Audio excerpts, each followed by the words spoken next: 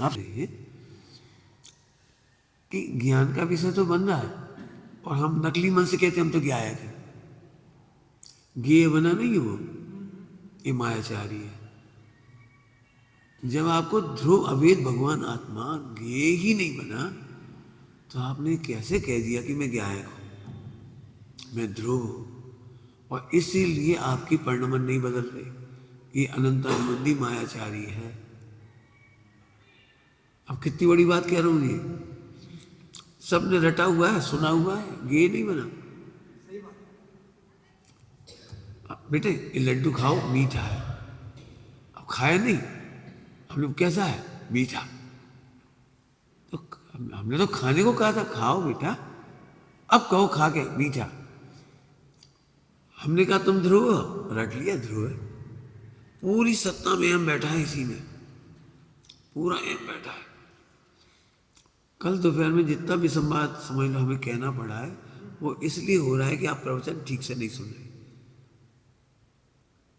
सुन ही नहीं रहे, हम करें क्या। रिजल्ट आ ही नहीं रहा उसका ध्रुव सुनने का। मैंने अनेक एंगल दिखा दिए लेकिन वो रिजल्ट ही नहीं आ रहा। सही बताओ, अवैध ध्रुव नहीं दिखाई दिया और आपने कहा मैंने ध्रुव हूं और चिंता नहीं है। चिंता नहीं है और शकल पे चिंता दिख रही है, वाणी में चिंता दिख रही है, लेखन में चिंता दिख रही है, परिणाम में फर्क नहीं दिख रहा है। चिंता तो ये तो चेहरा दिखता है। इसलिए भेद बढ़ा रहा हूं। आप मुझे बताइए कि आप अनंत नाम हो सकते हैं और भी हो सकते हैं। 1300 बोल में ज्ञानाकार ज्ञेयाकार की बहुत चर्चा की।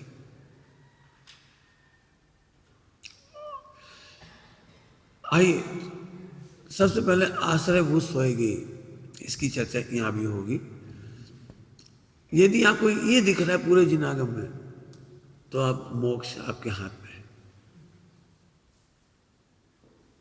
अब आपको कोई दिक्कत नहीं है, लेकिन फिर कह रहा हूं ये दिख नहीं रहा है, ये रटा हुआ है आपका, सुना हुआ है। यदि मैं कहूं तो आश्रयभूत ज्ञेय के रूप में नहीं है, वो स्वयं ज्ञेय के रूप में, ज्ञेय रूप ज्ञेय के रूप में बना हुआ है। ज्ञेय रूप ज्ञान बना लिया आपने इसको। ज्ञेय रूप ज्ञेय, ज्ञेय समझते हो, ज्ञान का ज्ञेय, ज्ञान में से बता दिया आपने। टोडरमल जी ने कहा चतुराई की बातें बनाता है। सबसे ज्यादा चोट की है इसके ऊपर। मैं शुद्ध आत्मा हूं, मैं अकर्ता हूं, मुझे तो चिंता नहीं है। आहा, तो देख के कह रहे थे शाबाश। लेकिन सही बताओ, आपको समझ में आ रही। ये सब बाकी अनाश्रय भूत है। अनाश्रय भूत स्वतः त्याज्य है। और कैसे त्याज्य, उसकी विधि ये है। ज्ञेयाकार और ज्ञानाकार की इतनी भेद विज्ञान करना पड़ेगा। जिसे हम भेद विज्ञान कहते हैं वो उसका नाम है ज्ञानाकार और ज्ञेयाकार में भेद विज्ञान। लिख लो आपके पॉइंट। जब जब हम कहेंगे भेद विज्ञान करो तो ज्ञानाकार और ज्ञेयाकार के बीच में भेद विज्ञान करो। हम क्या करते हैं, इंद्रियों से भेद विज्ञान करते हैं, संयोग से भेद विज्ञान करते हैं, कर्मोदय से भेद विज्ञान करते हैं। कुछ कहा। जब भी हम कहेंगे, जिनागम में कहेंगे कि भेद विज्ञान करो, तो अभी से लिख लो आप। हम भेद विज्ञान के नाम पर ज्ञानाकार ज्ञेयाकार को तो पता ही नहीं लगता हमें। और यदि हमें ज्ञेय रूप से है, ज्ञेय मन ज्ञान का ज्ञेय रूप से ज्ञेय है, तो हम उसे रटे हुए हैं। देह भिन्न है, कर्म भिन्न है, राग आदि भी भिन्न हो। सही बताओ, ज्ञान का ज्ञेय है कि आश्रयभूत स्वयं ज्ञेय है। तो कौन सी लाइन लिख ली, आश्रय ओ भेद विज्ञान कहने पर, जिनागम में भेद विज्ञान कहने पर ज्ञानाकार और ज्ञेयाकार के बीच में भेद विज्ञान करना है। जिसको मैंने एक लेख में लिखा है, इंद्रिय ज्ञान अतीन्द्रिय ज्ञान के बीच में भेद विज्ञान।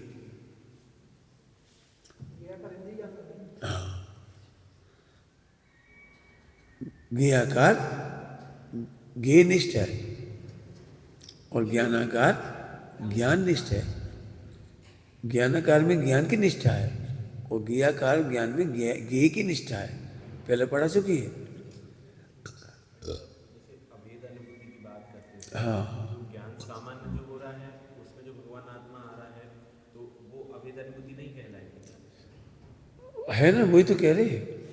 ज्ञानाकार अकेला नहीं होता, ज्ञानाकार में ज्ञान गुण भी होता है उसी समय, और उसी में पूरा ध्रुव अभेद अखंड ध्रुव भगवान आत्मा भी होता है। ज्ञानाकार पहले कल ही बता दिया था। यहाँ एक चौकोर ना बना, चौकोर में 4 चीजें लिखी थी और एक है वो। अब क्या होता है, ज्ञेयाकार में ज्ञानाकार मात्र का अनुभव करना, इसमें अनाश्रय भूत पर गए छूट गए। पूरे विश्व के गेट छूट गए। अब इतनी लड़ाई लड़ो कि ज्ञेयाकार ना दिखे।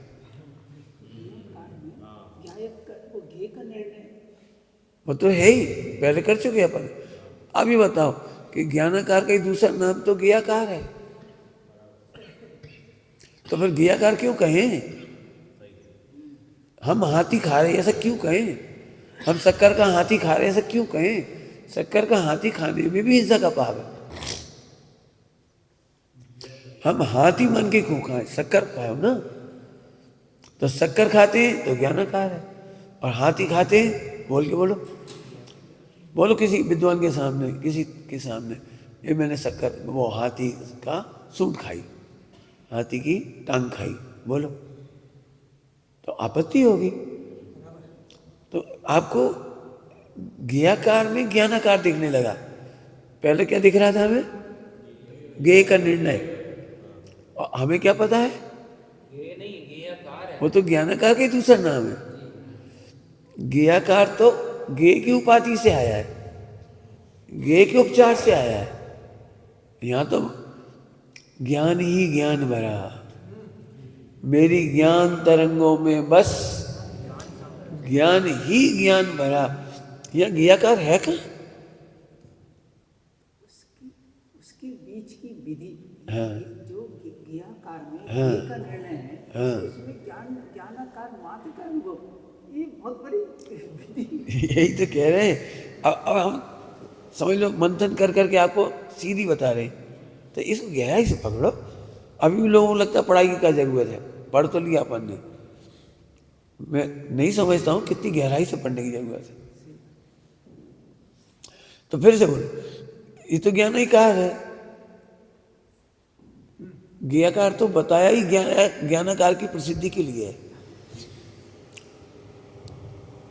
इसके लिए ज्ञेयाकार को एक शब्द जिनवाणी में है, समय सारथी में, प्रसिद्ध, इसको कहा है प्रसाद्यमान। इसको अपनी एक भाषा में ज्ञानाकार कह रहे हैं।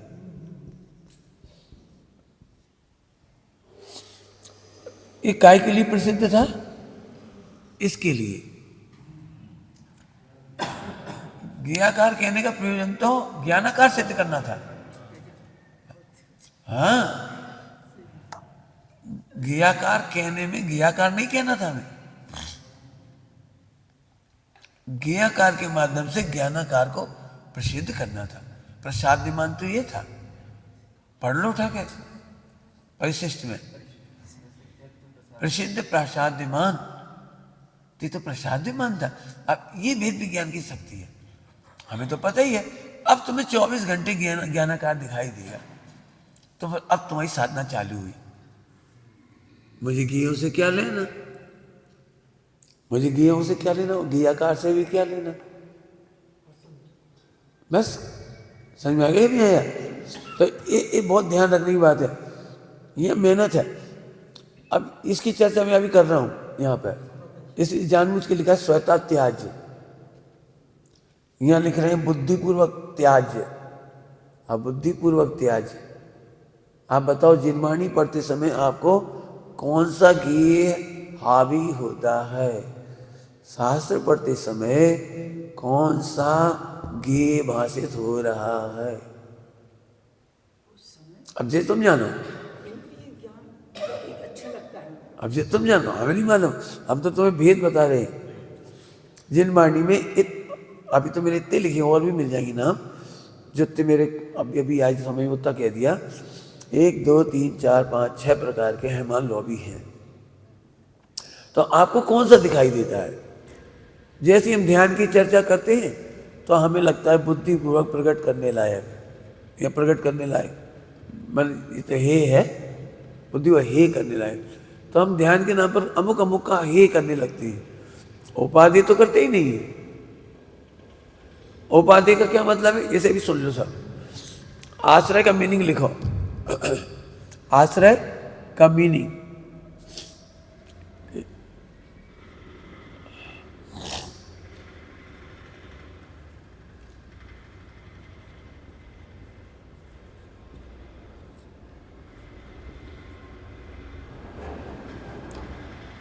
जिसका पक्ष उसका आश्रय। कुछ लिख दिया मैंने, जिसका पक्ष उसका आश्रय। सरल भाषा में कह दूंगा, अब दोषों का पक्ष करते से दोषों का आश्रय हो जाता है। और दोषों की बात सुनने पर भी ध्रुव नहीं भूलते, पक्ष ध्रुव का है तो फिर ध्रुव का आश्रय। समझ में आया कुछ? क्या कहा, क्या बोला? समझ में आ रहा है कुछ? है दोषों का आश्रय नहीं कर रहे, दोषों को सुनते समय, दोषों को सुनते समय भी पक्ष तो हमें ध्रुव का है तो ध्रुव का आश्रय। और दोषों को सुनते ही बस बस हो गया हो गया हो गया हो गया, गिर जाएगा, हो गया बेटी,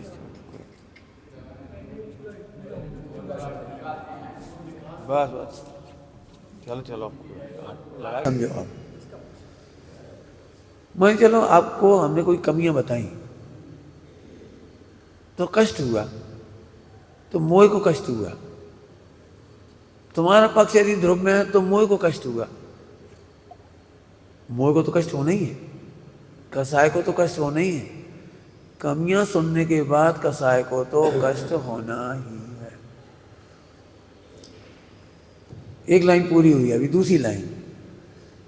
कमियों को सुनकर मोह को कष्ट नहीं हुआ, आत्मा का हित देखकर ध्रुव को कष्ट हुआ, अब उसको मोह को कष्ट हुआ। जियो लिख लो सोचना क्या कहा हमने। आत्मा का हित मोह को बर्दाश्त नहीं होता। जैसे हमने तुम्हें टोक दिया, ना तो हमने तुम्हारा शरीर का क्षय किया, ना तुम्हारी आत्मा का क्षय किया, लेकिन वो आत्मा का हित उसे बर्दाश्त नहीं है। मोह को सामने वाला तो उपचरित है, गे मात्र, भिन्न गे वो तो, लेकिन उसे बर्दाश्त नहीं। फिर से बोलो, मोह को क्या बर्दाश्त नहीं है? आत्मा का हित। क्योंकि आत्मा का हित करोगे मोह तो मरेगा, मोह का तो अभाव होगा, तो उसे बर्दाश्त नहीं है। इसलिए टोकने वाला बुरा लगता है, रोकने वाला बुरा लगता है, सुधारने वाला बुरा लगता है, यहाँ तक कि आचार्य बुरे लगते हैं, सर्वज्ञ बुरे लगते हैं। हाँ, आत्मा को नहीं, ये तो ध्रुव है, ये तो सदा है, ये तो अनादि अनंत अप्रभावी है। अब तुम समझो, जब तक तुम्हें कष्ट होता है तो मोह के खाते में डालो उसे, आत्मा के खाते में मत डालो, तो अब तुम्हें ध्रुव का आश्रय सरल हो जाएगा। हमारा तो पूरा फेवर है, कोई हमारी बुराई नहीं करेगा, हम किसी की नहीं सुनेंगे। पहले भैया हम माने कौन, ये तो बता दो, हम माने कौन। अब मैंने कितनी बार पढ़ाया होगा कि ध्रुव की बुराई करने वाला पैदा नहीं हुआ, लेकिन हमारा एम ध्रुव में आया ही नहीं। तुम हमारी बुराई नहीं करना बस। तो ये तो भिन्न था भले आदमी। गाथा में पढ़ लोगे 9 कर्म भिन्न है। 9 कर्म न भूतकाल में मेरा था, न वर्तमान में मेरा है, न भविष्य में मेरा होगा। 19 नंबर की गाथा में पढ़ोगे। तुम बताओ ना, तुम्हारी बुराई कौन कौन ने की आज तक? अब एक बार बैठ के मेहनत कर लो तो रिजल्ट आ जाता है। लिख के ले जाती है, बस मेहनत नहीं करती। एक दिन में एक पॉइंट ही मेहनत करो तो बहुत काम हो जाए। समझ में आया? मोह को कष्ट क्यों होता है? क्योंकि टोकने वाला बुरा है।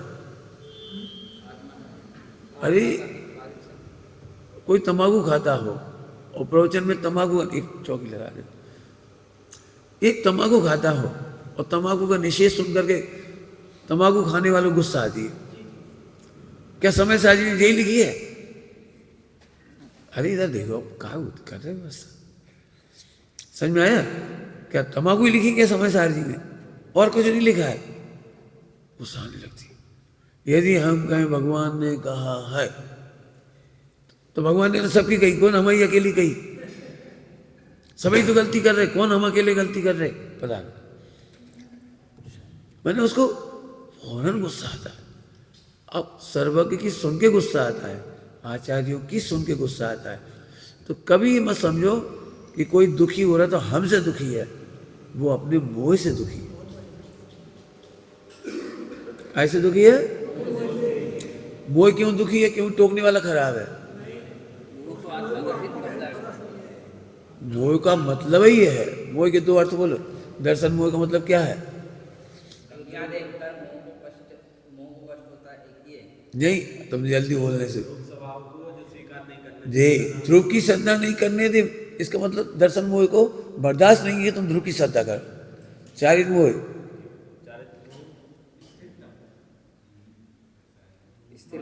ध्रुव में स्थिरता ना हो जाए। दर्शन मोह, चारित मोह चाहते ही नहीं कि ध्रुव की श्रद्धा हो जाए, ध्रुव में स्थिरता हो जाए। तो जब जब हम स्थिरता की बात करेंगे तो हमें बुरी लगेगी। जब जब हम तुम्हें अस्थिरता से निकलने की बात कहेंगे तो हमें बुरी लगेगी। जब जब हम पद की श्रद्धा छुटाएंगे तो बहुत कैसे नहीं रखो। अभी तो हमारी भूमिका कमजोर है, इसमें भूमिका कहाँ है? नहीं, वो तो तुम जानो, हमारी तो भूमिका है। हम इसका नाम है आश्रय। अब आपको समझ में आया? शास्त्र पढ़ते सुनते समय हम कह तो देते हैं आश्रयभूत शुद्धात्मा, लेकिन ये गे रूप गे उपाधि आश्रयभूत गे नहीं था तुम्हारा, ये गे रूप गे था। गे रूप गे माने ज्ञान का विषय बना वो बस। रट तो लिया आपने शास्त्रों में से गे रूप गे, लेकिन वो तो होना चाहिए था आश्रयभूत गे, उपाधि श्रद्धे दे, ये चार नाम लिखे इसके। अब आप सोचो क्या हो रहा है। पॉइंट पकड़ में आ रहा है सबको? समझ में आ रहा है? इसमें मेहनत करो। 3-4 पॉइंट हो गए इसके, अपनी मेहनत करने की जरूरत है इसमें। समझ में आ गई बात? मोह को बिल्कुल बर्दाश्त नहीं है कि श्रद्धा हो जाए, सम्यक दर्शन हो जाए और मग्नता होकर केवल ज्ञान हो जाए, उसे नहीं है बर्दाश्त। 3 बार क्यों कही ये बात? अभी लगाओ अपना हिसाब। हमें कोई व्यक्ति बुरा क्यों लगता है, यहां तक कि हम मरने तैयार हो जाते हैं, मर जाएंगे क्यों? और इसकी प्रैक्टिकल चर्चा कल की तरह आज दोपहर में फिर करेंगे, इसी का प्रैक्टिकल। बाकी तो आप समझदार हो। प्रगटने योग्य, प्रगटने योग्य शुभ अशुभ और शुद्ध। प्रगटने योग्य माने करने योग्य नहीं कहे, करने योग्य गे नहीं कहे थे, ये तो अपने आप ही होंगे। खासतौर से अशुभ पकड़ो। आप क्या समझ रहे हो? अशुभ भाव आपने किए हैं कि वो प्रकट होने योग्य हैं। हम प्रकट होने योग्य को अपना अपराध मान लेते हैं, जी अपराध, ये अपराध नहीं थे। शुभ अशुभ भाव अपराध नहीं थे। शुभ अशुभ भाव को अपना कर्तव्य मान लिया, कृत्य मान लिया, ये अपराध था। उपाधि हो गई, ये उपाधि हो गए। आश्रय का क्या मतलब बताया? इसका पक्ष, इस पे करना बेटे मेहनत सब लोग, किसकी मेहनत करना? जिसका पक्ष है। अभी तंबाकू का एग्जाम्पल दे दिया था आपको, अभी पैसे का एग्जाम्पल दे दिया। हम कहेंगे सील की 9 वाट पालो, एकदम बुरी लग जाएगी। पंडित जी हम पे कह रहे, हम पे कह रहे। तो तुमको सील की नौगाड़ होगी ध्रुव। इसलिए हम इतने दिनों से प्रतिदिन कह रहे हैं कि ध्रुव का पक्ष पहलेगा। ध्रुव का पक्ष आए बिना निष्पक्ष नहीं हो पाओगे। तुम्हें पक्ष बना ही रहेगा, इनका बना ही रहेगा। आज देखो प्रवचन में हम पे ढार के कह रहे थे, हम पे, तो तुम हो कौन ध्रुव? तो तुमने ये क्यों कहा तुम भी ढार क्या कही? सबसे तो कही, सबसे तो कही। आगे से हम नहीं कहेंगे, गुस्सा प्रवचन में निकाल देंगे। अच्छा गुस्सा निकाला था, करुणा नहीं निकाली थी? बता कौन सा गे हुआ ये? बुद्धिपूर्वक ये हे समझा कि पंडित जी को अब नहीं बताएंगे। पंडित जी को सब बात मत बताया करो, बुद्धिपूर्वक पंडित जी को शांत रखो ताकि प्रवचन अच्छी हो। समझ गए? क्या समझ रहे तुम बुद्धिपूर्वक? ही मैंने छिपाना। ठीक है, अगली बार आपको गुस्सा आता है, हम ऐसे नहीं लिखेंगे, अब अच्छा अच्छा लिखेंगे। जिस सब अनंतानुबंधी के रूप है, सब अनंतानुबंधी के रूप हैं, अनंतानुबंधी के रूप हैं। क्या समझ में? मैंने कौन सा ही ये समझे, ये बता रहा हूं आपको। हमने कहा सम्यक दर्शन करो, तो दर्शन मोहिनी आदि प्रकृतियां अनंतानुबंधी आदि अबुद्धिपूर्वक ही है। वो मिथ्यात्व प्रकृति, कल्प प्रकृति, अनंतानुबंधी मिटाने के लिए तुम्हें नहीं जाना है। तुम तो आश्रयभूत का निर्णय करो, और इतना निर्णय करो इसका पक्ष न छूटे। ज्ञान में इसका पक्ष तक नहीं आया है। स्वामी जी के प्रवचन में आता है जीव को अनादि से गेयों का ही पक्ष हो गया। विषयों का पक्ष कहते थे ना, वो गेयों का पक्ष है। इंद्रियों का पक्ष है, कमाने का पक्ष है, इज्जत आबरू का पक्ष है, वो सब गेय का पक्ष है। शुद्ध नय का पक्ष अभी तक नहीं आया। बोल लिखा है कि नहीं लिखा? जीव ने आज तक शुद्ध नय का पक्ष नहीं किया। शुद्ध नय का पक्ष मतलब शुद्ध नय का विषय, शुद्ध नय के विषय का पक्ष नहीं किया। हम पढ़ाते हैं भगवान हो तो भगवान हो, हम क्या भजन दे रहे भगवान हो, और अपना भजन कहाँ जाता है? हम तो अनाड़ी हैं, हमने तो पढ़ा नहीं, हम तो भूल गए, हमें तो याद नहीं, हम तो कमज़ोर हैं, हम तो बीमार हैं, हम तो गरीब हैं, हम तो दूर हैं, हम तो पास हैं, हमें बहुत पढ़े लिखे हैं, हम कम पढ़े लिखे हैं, हमें ज़्यादा याद है। ये भगवान तुम्हारा पक्ष ही नहीं छूटा किसी का। इसलिए जब हम कहते तुम भगवान हो, ऊपर से चला गया पानी। तुम्हारा पक्ष तो इन्हीं का ही बना बैठा था, इन्हीं का ही। अब समझ में आ रहा है? इसकी प्रैक्टिकल चर्चा और करेंगे अभी। नियति समझा दिया आपको, भविता में। हाँ बोलो। अभी बताया ना बुद्धिपूर्वक। बुद्धिपूर्वक तो केवल ये नहीं कहा था हमने कि तुम पंडित जी को नहीं बताना, गलती भी करते जाओ पंडित जी छिपा लेना। ये बुद्धिपूर्वक ये नहीं हुआ। बुद्धिपूर्वक ये तो ये है कि बुद्धिपूर्वक उपाधि को उपाधि कर लो, वेद विज्ञान कर लो। बुद्धिपूर्वक तो ज्ञानाकार ज्ञेयाकार के बीच में, तो ज्ञानाकार ज्ञेयाकार के बीच में बुद्धिपूर्वक वेद विज्ञान करना, वो बुद्धिपूर्वक उपाधि था। और ये बुद्धिपूर्वक ये हो गया। कौन सा? जो पक्ष था, विषयों का पक्ष, विषयों का पक्ष, वो बुद्धिपूर्वक छूट गया। बुद्धिपूर्वक समझ में आ रहा है? ध्रुव में बुद्धिपूर्वक पक्ष किया तो बुद्धिपूर्वक विषयों का पक्ष छूटा, बस। फिर बाकी अबुद्धिपूर्वक ये है जो आप करणानियों पढ़ते हो, दर्शन मोहिनी की प्रकृतियां, अनंतानुबंधी, चार संज्ञा वगैरह अबुद्धिपूर्वक है। आपका काम तो ज्ञानाकार ज्ञेयाकार के पक्ष में चले जाओ। बुद्धिपूर्वक का हुआ तो बुद्धिपूर्वक ज्ञेयाकार ही है, और उसका भी भाव है ज्ञानाकार उपाधि, ये उसका है। बस ये समझ में आ गया कुछ? तो ये तो समझाई दिए सबको। बताइए थोड़ा, आज और प्रैक्टिकल करेंगे दोपहर में। अभी तो अपन ने त्यागी जी को आमंत्रित किया है। आपका तारण स्वामी की वाणी इस मंदिर में आज उनके निवेश से पहली बार गूंजेगी, है ना? तो बहुत सुंदर। पधारिए बेटे, इसको